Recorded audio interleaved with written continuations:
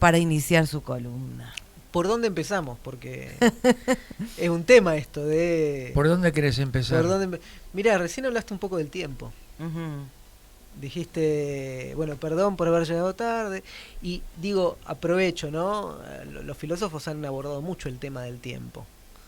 O sea, por ejemplo, Aristóteles decía que el tiempo es la medida de cálculo del instante. Claro, ¿Sí? La medida del instante, ¿no?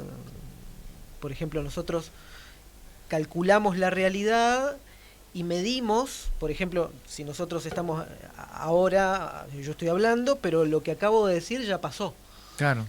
¿Sí? Entonces, uno puede medir el tiempo a partir de los eventos que van ocurriendo. El aquí y ahora. Claro, el aquí y ahora, pero es un aquí y ahora que es instantáneo. Efímero, Efímero, ahí está, efímero, exactamente. Me salió de pedo la palabra. No, pero está bueno.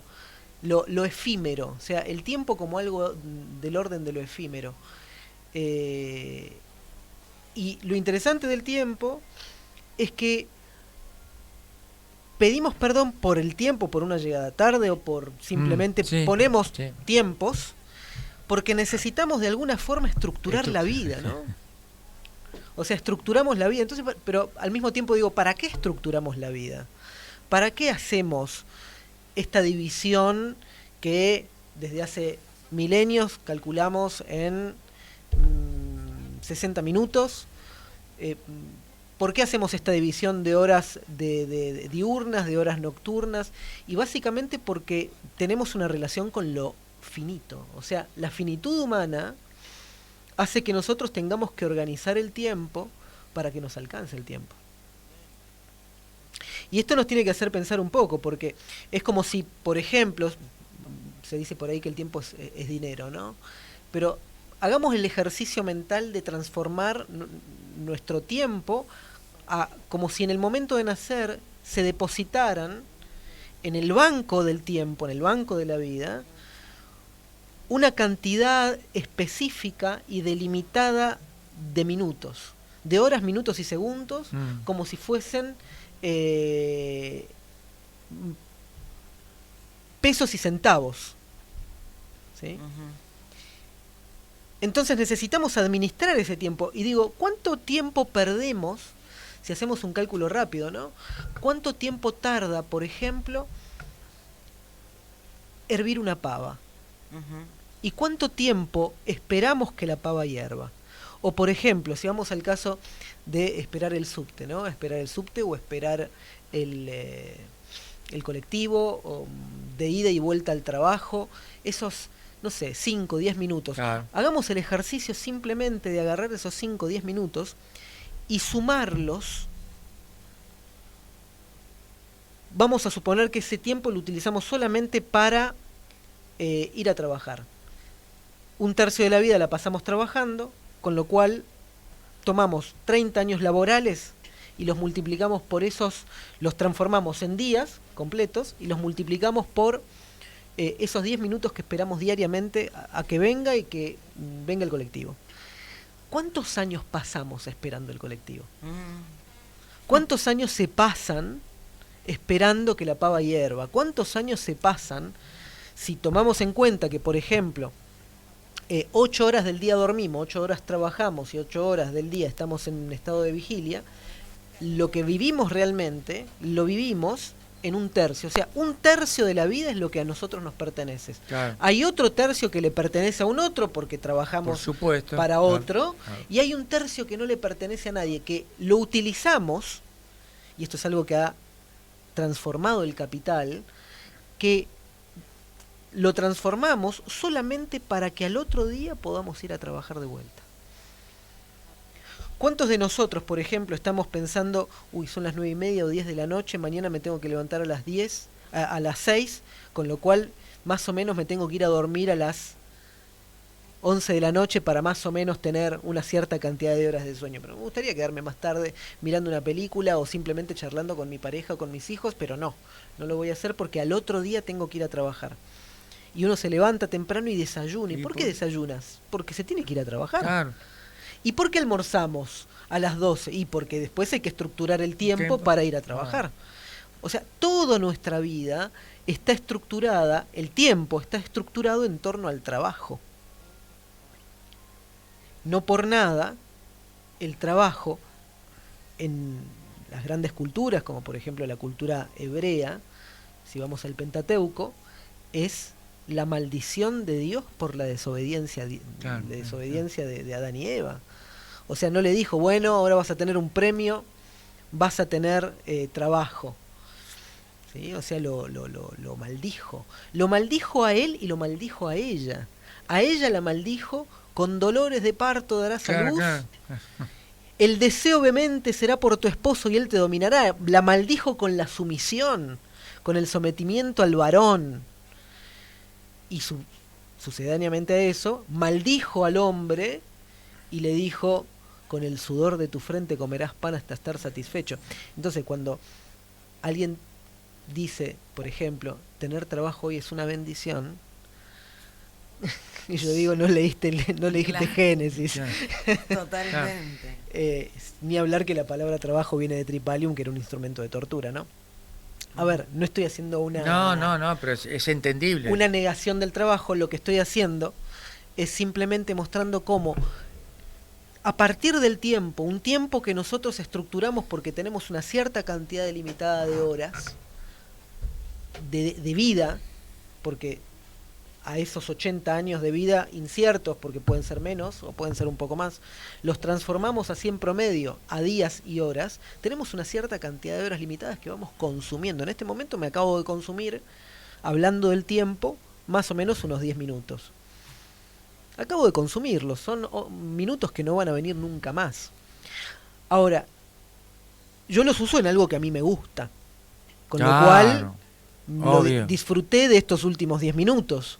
Ahora, ¿qué pasa cuando la persona tiene que, por ejemplo, ir a trabajar en un espacio de trabajo donde no se lo valora, donde se lo explota, donde se lo usa, donde se lo expolia, y todo lo que hace para vivir, lo hace para vivir al trabajo y para seguir siendo explotado? Claro. Come para seguir siendo explotado, duerme para seguir siendo explotado. Un sometido. Un sometido.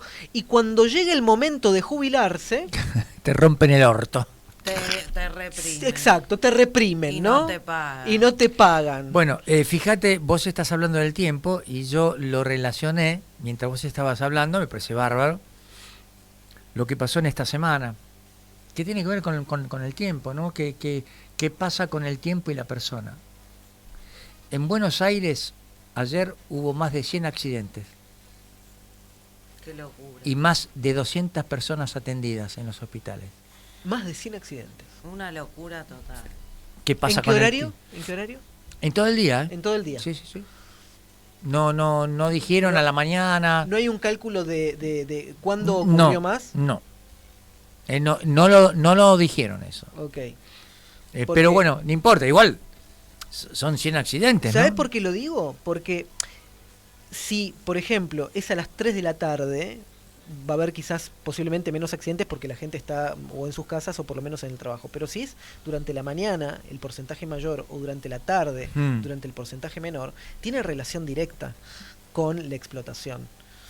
Porque Sí. esas personas van al trabajo Claro, o vienen claro, del claro, trabajo, claro. ¿no? Entonces, y por ese lado. Mirá lo que nos pasa a mí y a Pablo Álvarez, Sí. el co-conductor también y productor en general, Sí. ¿no? Del programa. Lo que nos pasa a nosotros dos. Hoy, ¿qué día es hoy? Espera. Hoy es 8 de noviembre. ¿Pero qué? ¿Jueves? No. Viernes. Viernes. No sé si fue jueves ayer o lunes. Y salimos de acá, caminando, bien, hablando como siempre, ¿no? Llegamos a la esquina y no sé si fue en esta esquina o cuando llegamos ahí a Avenida Belgrano, Independencia, por ahí. Bueno, no importa. Un coche se nos tira encima. Cuando nosotros teníamos el paso. Al tipo le importó un huevo. ¿Eso ayer Yo creo, fue? no me acuerdo si fue ayer o el ¿O lunes. Nos tiró el coche encima. Va, no quiero decir nos tiró el coche encima, sino Sí. que qué pasaba el tiempo en la cabeza de este tipo. Sí, totalmente.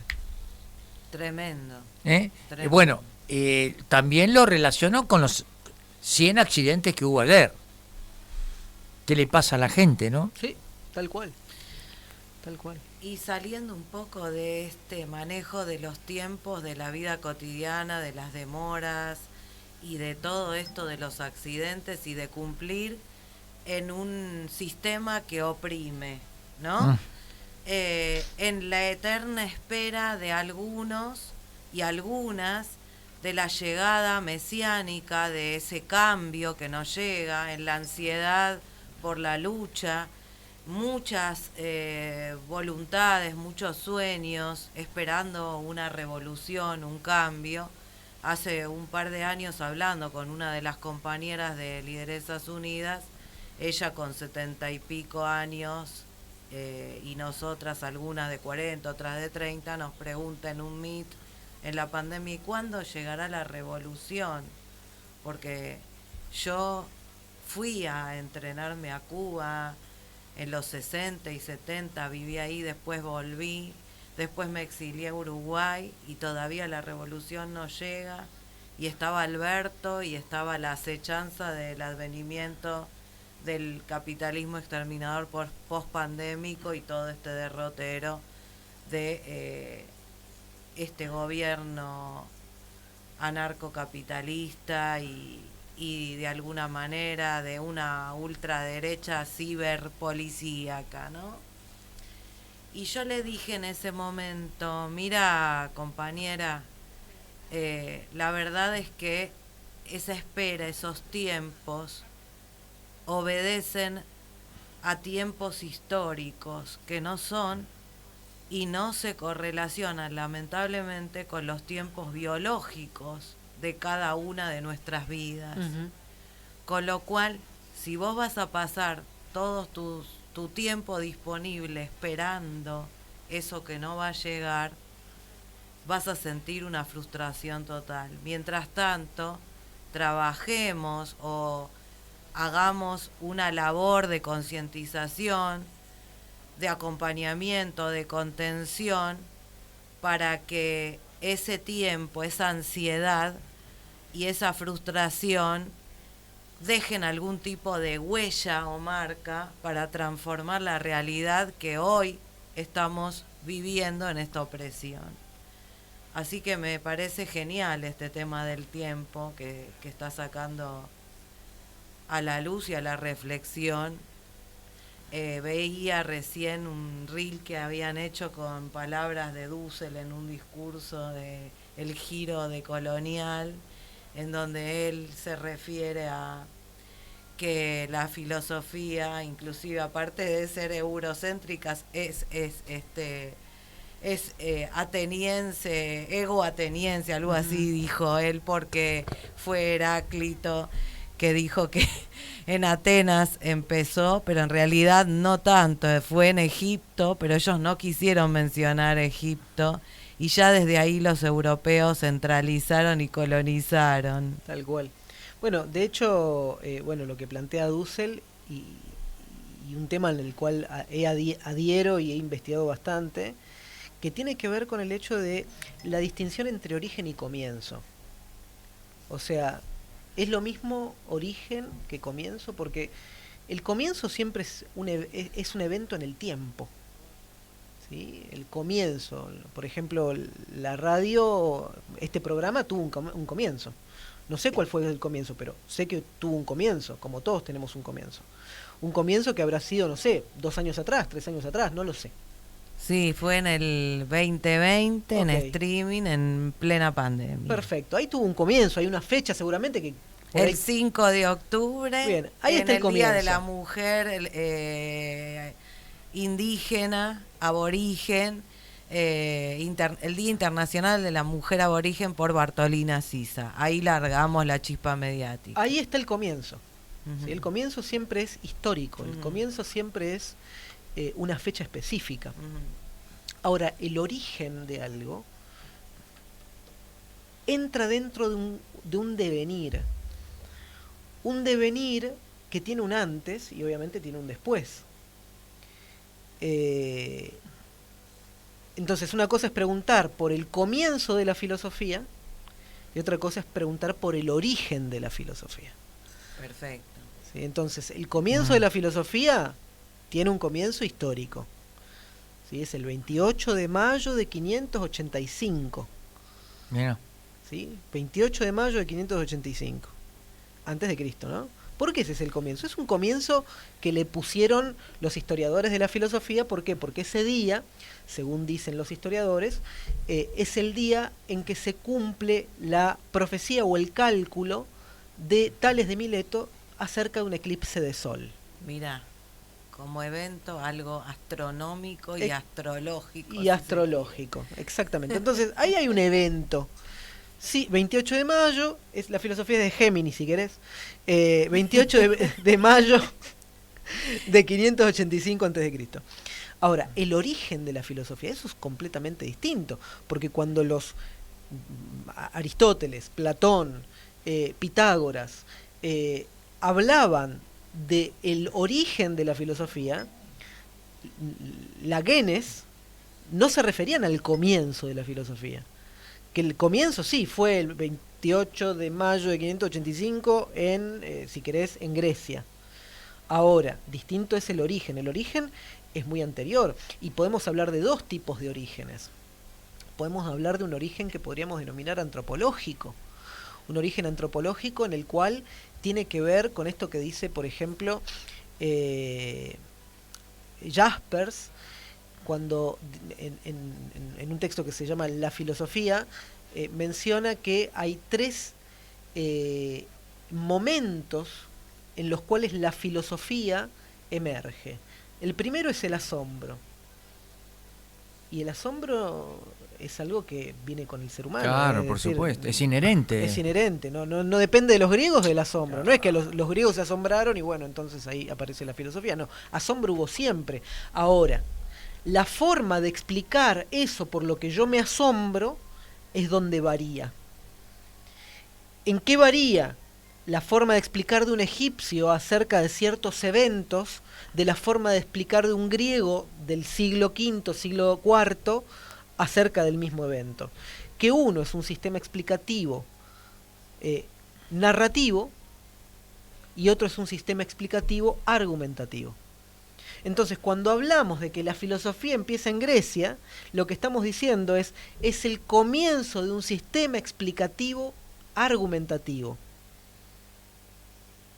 que no remite a un sistema explicativo narrativo. Diferencia, sistema explicativo narrativo, por ejemplo, es cuando un mito es un sistema explicativo narrativo. ¿Por qué ocurre el rayo? Y bueno, porque Zeus está enojado, está mandando un rayo, ¿no? Un sistema explicativo argumentativo diría, la fricción de las nubes y de temperaturas produce, ¿sí? Es un sistema argumentativo. Esa es la diferencia.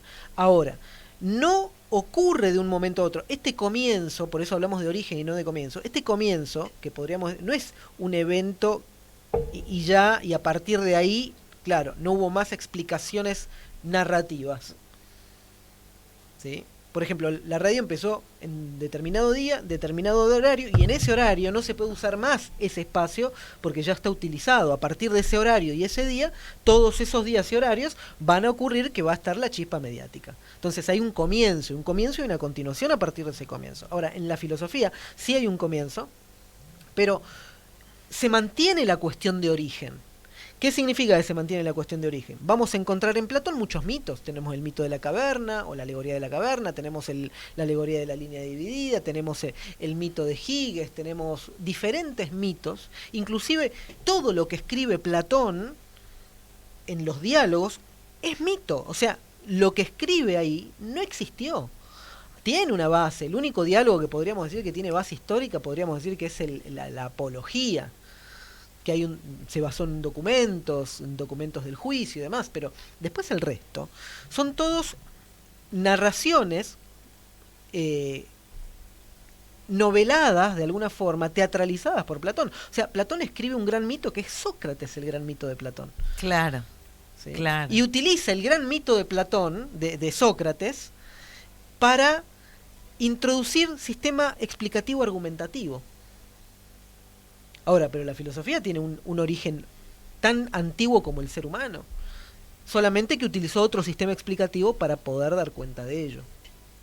Excelente, entonces habría que diferenciar, ¿es válida esa diferenciación entre pensamiento y filosofía? Y pensamos todos. Ujú. Ahora, no todos hacemos filosofía. Exactamente, no todos. O sea que desde todo punto de vista, por el origen, por la ubicación geográfica y por el planteo, sí, la filosofía surge en Grecia. No surge. Tiene un comienzo Ujú. histórico, Ujú. como sistema explicativo Comienzo argumentativo. histórico no surge ahí. Exacto, tiene un comienzo histórico como sistema explicativo argumentativo, como una forma de explicar la realidad diferente. Ujú. Pero el origen tenemos que ir a buscarlo en Egipto, en Babilonia, que es donde surge la civilización, las preguntas fundamentales. ¿Qué hay de los pueblos originarios? Los pueblos Había- originarios también. había Yala y demás. Claro, o sea, ellos también tenían su propia filosofía, su forma de explicar la realidad. Ujú. Y cada pueblo tiene su propia Y sí, filosofía. claro. obvio. Claro. Como cada persona tiene su filosofía. Cada persona tiene su filosofía, Claro. aunque sea larvaria. Bien. Entonces, bien. esos pueblos tenían filosofía larvaria. No estaban carentes de filosofía. Tenían una filosofía larvaria. No la tenían del todo desarrollada, como pasa con Egipto, como pasó en... Ahora, ¿qué hizo Grecia? Y encontró una manera, los filósofos griegos encontraron una manera de articular las cosas, pero ellos construyeron en una base que ya existía. Ujú. Ellos no inventaron la filosofía. Claro, claro. ¿Sí? No la inventaron. O sea, es falso decir la filosofía tiene origen en Grecia. No, diferenciamos comienzo y origen primero. ¿Sí? Esto es algo que ya hace incluso esta distinción la hace Heidegger en un texto que se llama ¿Qué es filosofía? Un texto de 1954, me parece, donde ahí empieza a plantear, dice cuál es el comienzo y el origen, la diferencia entre comienzo y origen, y si no hacemos esa distinción, vamos a entrar en confusión. Y acá te agrego una distinción adicional, que es una distinción que va a traer Nietzsche casi mucho tiempo después, y él va a decir, esto es algo que cita Foucault en La verdad y las formas jurídicas, en la conferencia número 1, dice, yo voy a partir de un texto, ¿sí? de Nietzsche, que no dice, no lo cita expresamente, o sea, lo cita pero no pone la referencia, es un texto póstumo, donde va a decir unos seres inteligentes en una piedra en medio del universo un día inventaron el conocimiento. Excelente. Buenísimo. Entonces, hay invento, hay origen Claro, y hay claro, comienzo. sí. ¿Sí? Foucault va a decir que el invento tiene relación con el poder, porque yo cuando invento algo, lo invento porque a partir de ese invento yo voy a utilizarlo para algo. ¿no? Claro, Entonces el conocimiento se utiliza para ejercicio del poder. Bueno, me estoy No, derivando. mientras vos hablabas de Grecia, me acordaba de mi papá. Creo que esto no sé si lo hablamos con Pablo el otro día. Mi viejo durante la guerra tenía un escuadrón de 12 tipos, esquiadores en el Peloponeso. Ajá, Mirá. Y Mira. estuvo en Atenas un año, papá. Mira. Y me acuerdo que cuando Qué lindo. era pendejo, tengo una foto de papá esquiando ahí en los Alpes, ¿no? Mira. Qué lindo. Sí. Y él hablaba mucho de Grecia. Y durante la guerra, él no contaba nada de la guerra, ¿eh? Le tenía bronca a las armas, a la guerra. No, viste, el tipo muy adentro. Sí, sí. Pero en las fiestas, escuchá esto, en las fiestas navideñas, que los tanos se juntaban ahí, tenía mi abuela en el barrio Villarreal, ahí cerca de la cancha de Almagro, en José Ingenieros, se juntaban 20, 30 tanos, viste, uno peor que otro. Ahí cerca de Devoto.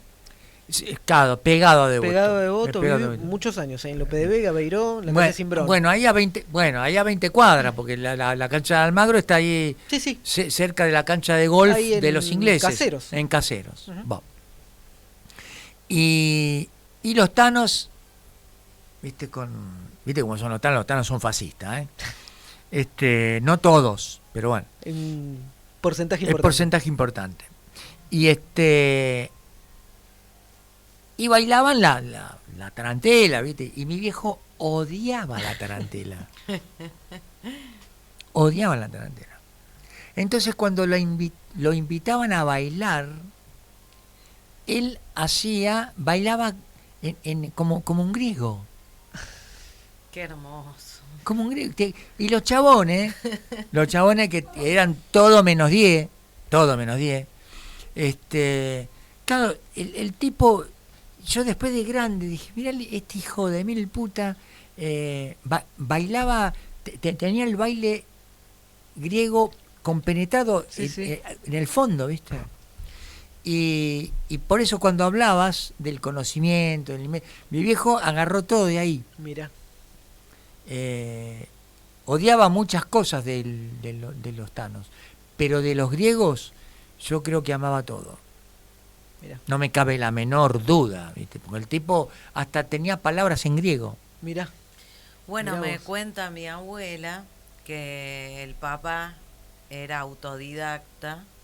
Dicen que era Rosacruz, dicen que era masón, no saben todavía en Ajá. la historia familiar. Yo ando atrás de esa De esa parte histórica. información, de esa historia.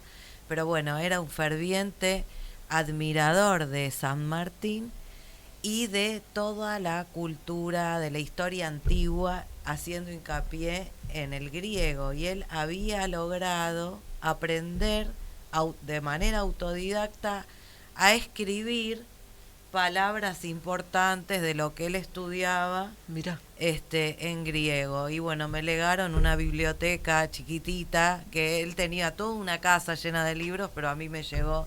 Y en honor a él, todo ese amor por la filosofía, por la historia que me caracteriza. Así que Severo Iannino se llama. Mirá. Severo y Annino. mirá. Severo Iannino.